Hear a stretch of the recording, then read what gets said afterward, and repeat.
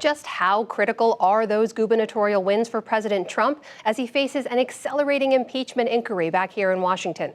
For answers, we turn to our Politics Monday duo. That's Amy Walter of the Cook Political Report and host of Public Radio's Politics with Amy Walter, and Tamara Keith from NPR. She also co-hosts the NPR Politics podcast. And welcome to you both. Before we jump into some of those governor's races and some other state issues, Tam, I just want to get your take on this. Because it was such a big news day when it comes to the impeachment inquiry, what have you pulled away from the depositions and what they mean for the larger process? I think that today was all about how this really is becoming a more public process. These depositions coming out is a sign. Another sign, those 4 people who were called to testify, who were subpoenaed, who didn't show up. The House committees are not calling 4 people to testify on a single day if they expect them to actually show up. They're now going through the list of people who they don't expect to testify so that they can move them into the public testimony. That's a good point to make. Okay, let's jump back to what William Brangham was talking about right there. Take a look at this graphic really quick.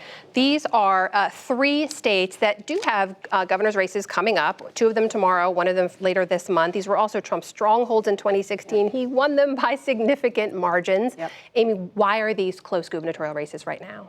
Well, there's this saying that all politics is local, and it is until it's not. And now we are seeing now even local races become much more nationalized.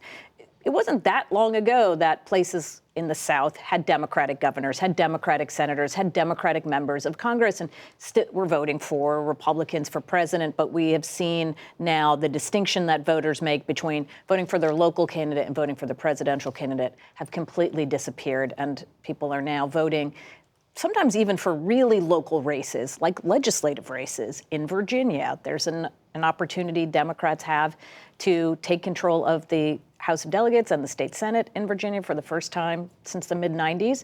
And they're going to do it by nationalizing politics in the Northern Virginia suburbs and the Richmond suburbs and in and around the Newport News and Tidewater area. Mm-hmm. And so what we're likely to see after an election is the candidates who are in places that are not good at the top of the ticket trying to localize a race, and those where the top of the ticket is popular or where the party is popular, they try to nationalize it. Tam, when you look at these 3 races, a lot of people are saying, okay, this is going to be a referendum on the president. Is it fair to look at that way?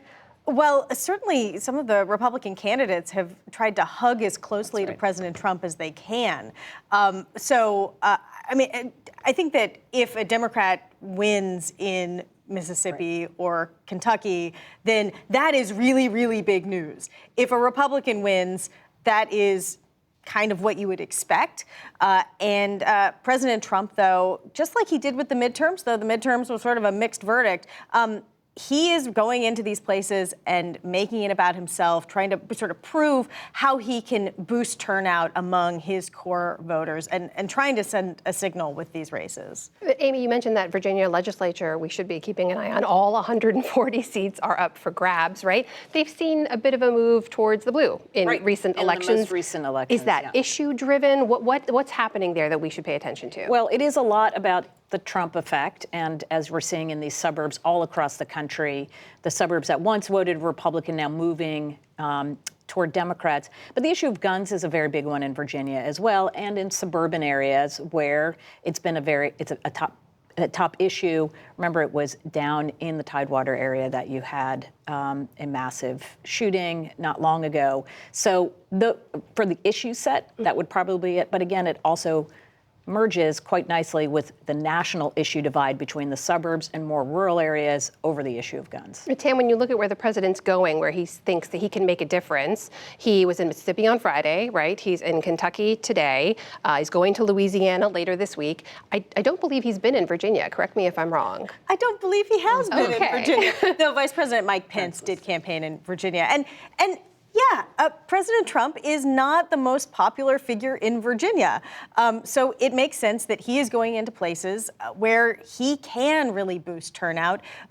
In Virginia, particularly in these suburbs where these races are coming down to, President Trump would potentially have the opposite effect.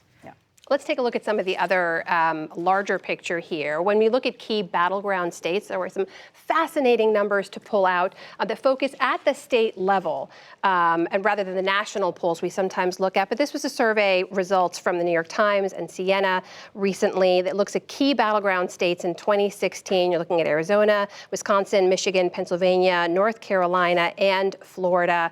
These were all places that were close in 2016. Three of them in particular, Wisconsin, Michigan, and Pennsylvania, had a margin of victory for President Trump of less than 1%. And when you look at these states, there's something very interesting happening because President Trump is very competitive there, which isn't necessarily reflected at the national level on those polls. What is that divide? Well, they're called battleground states for a reason, right? I think that's what we learned from these polls, that they picked those states quite well. They're the most competitive in 2016. They're going to be the most competitive in 2020. What's also remarkable is how little has moved between the 2016 election and now in terms of perceptions about the president and likelihood to vote for the president or for a Democrat. It still feels like we're locked in many ways into 2016.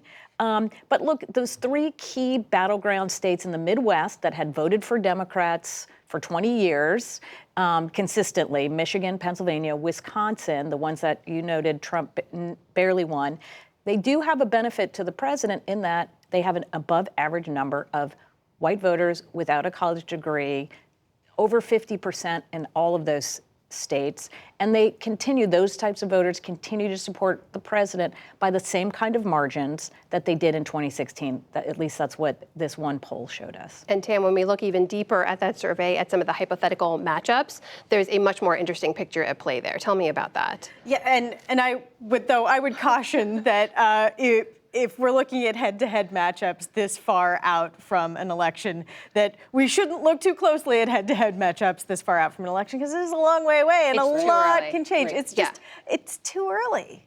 So the fact that some of these are showing very close races between some of the top Democratic candidates right now, Biden, Warren, and Sanders, versus the national polls, where there are wider leads, wider margins there, you don't put too much weight into those right now. I mean, it's just very early. I would defer to Amy, who is our polling expert here, but I urge caution. Yeah, no, we should definitely urge caution. And that's why you look at the underlying numbers, right? Where Trump continues to do well with that same core constituency of voters, not doing well with the white suburban voters. So still watch out for that. Okay, when you look at these states, though, fair to say these are going to be central to President Trump's campaign moving forward? Fair to say I'm going to get some frequent flyer miles going to these states in the weeks and months ahead. Tamara Keith and Amy Walter, thank you very much for your time. You're welcome. Welcome.